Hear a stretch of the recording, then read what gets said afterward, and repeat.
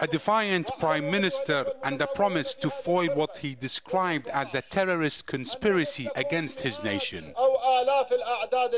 There are thousands like you, all Iraqi people, raise up, volunteer, and we couldn't even have space for these, and we will advance to all space to crush our enemies. Earlier, Iraqi military helicopters in action. It is part of a campaign that the government says is reversing the tide against the advance of Sunni rebels. The Defense Ministry says this cockpit video shows multiple airstrikes against fighters from the Islamic State in Iraq and the Levant, in the province of Salah ad-Din north of Baghdad and on the outskirts of Iraq's second biggest city, Mosul. The government says hundreds of rebels have been killed, clearing towns and villages in the operation.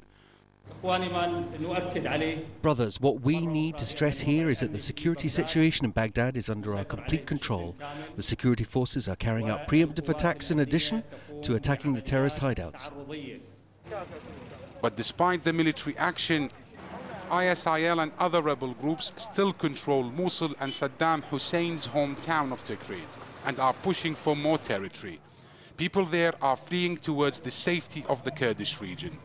About 110,000 displaced people and 100 families have arrived in Erbil from Mosul, and the number is set to increase. Only 5% of the displaced families have returned to their areas, now controlled by Peshmerga forces. In Baghdad, a suicide bomber struck a gathering of laborers. Many people were killed and injured.